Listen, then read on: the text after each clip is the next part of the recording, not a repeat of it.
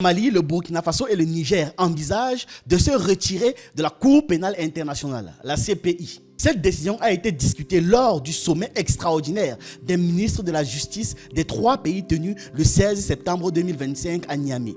Le premier ministre par intérim du Niger, le général Mohamed Toumba, a expliqué vouloir redéfinir leur appartenance au statut de Rome qui a institué la Cour pénale internationale. Déjà, qu'est-ce que l'Afrique cherche dans les affaires qui concernent Rome? Selon les médias locaux, les textes sont déjà prêts et une annonce officielle pourrait intervenir dans les prochains jours, donc c'est imminent.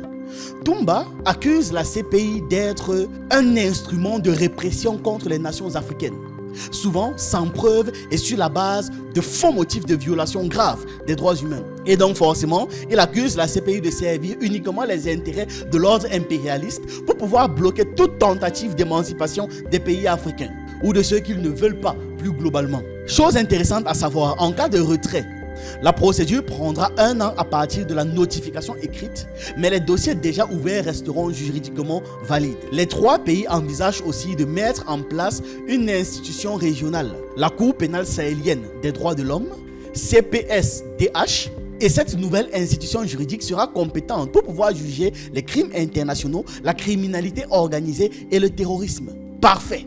La CPI, pour vous donner des images simples, c'est un peu comme un voisin qui ne vient jamais t'aider quand ta maison brûle, mais il débarque toujours dès qu'il voit une casserole sale traîner quelque part pour venir te traiter de négligent. En clair, elle n'a jamais agi pour pouvoir protéger les peuples africains de crimes, de grandes puissances, jamais. Mais elle a toujours trouvé le temps, les moyens, les ressources et l'énergie pour pouvoir traîner les dirigeants africains devant ses cours de justice, devant ses juges, tous inféodés, accusés de crimes contre l'humanité, emprisonnés des années à la Haye et finalement acquittés faute de preuves.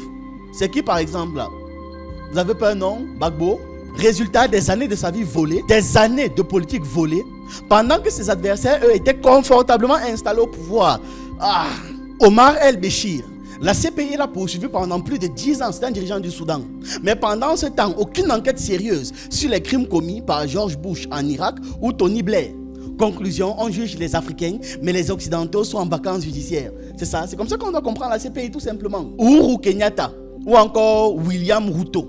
Ils ont été accusés après les violences post-électorales. Finalement, faute de preuves solides, même chose, les charges ont été abandonnées, mais entre-temps, le pays a été mis sous tension internationale, non? Bref, à la CPI, c'est simple. Si tu es africain, tu es toujours coupable. Jusqu'à ce que tu nous prouves que tu n'as pas tué ta grand-mère. Voilà.